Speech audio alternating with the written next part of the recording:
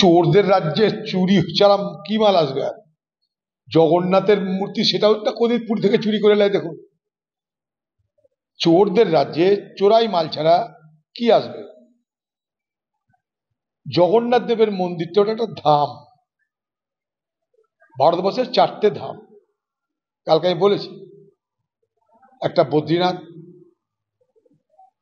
একটা দ্বারকা, একটা পুরী, আর একটা রামেশ্বরম। শয়ে শয়ে বছর, হাজার হাজার বছর ধরে ভারতবর্ষে যারা হিন্দু তারা মনে করে 4টে হচ্ছে ধাম।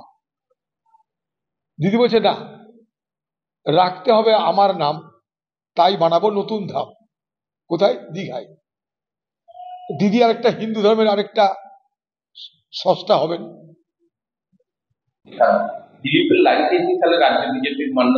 কার লাইন কি লাইন যাই না, তবে হিন্দুত্ব বলুন, মন্দির বলুন, রামনবমী বলুন, হনুমান জয়ন্তী বলুন, এগুলো আগে হতো, এখনো হয়, কিন্তু এখন কি হয়? বিজেপি ভার্সেস তৃণমূল হয়। রাম কার? বিজেপি বলে আমার, দিদি বলে আমার। মোদি দিদির লড়াই রাম নিয়ে, মোদি দিদির লড়াই হনুমান নিয়ে, মোদি দিদির লড়াই মন্দির নিয়ে।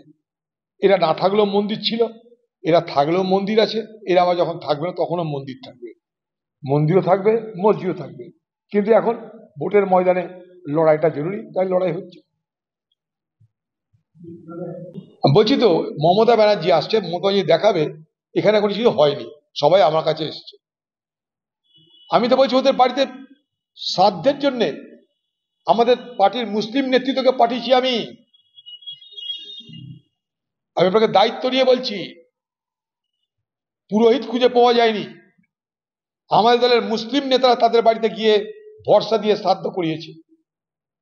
শুনে রাখুন, বিনা পুরোহিতে তাদের শ্রাদ্ধ হয়েছে। তারা বলেছে পরে আমরা ভালো করে করব। শুনে রাখুন, আজকে মুখ্যমন্ত্রী যাচ্ছে বলে পুলিশ ময়দানে নেমে তাদেরকে মুখ্যমন্ত্রী স্টেজে উঠাতে হবে, আর কিছু না। মুখ্যমন্ত্রী স্টেজে উঠাবে, মুখ্যমন্ত্রী বলবে আমি আছি, কোনো চিন্তা নাই, টাকা নাও, পয়সা নাও, বাড়ি ফিরে যাও, আগামী দিনে আর তোমরা কেউ খুন হবে না, এটাই বলবে।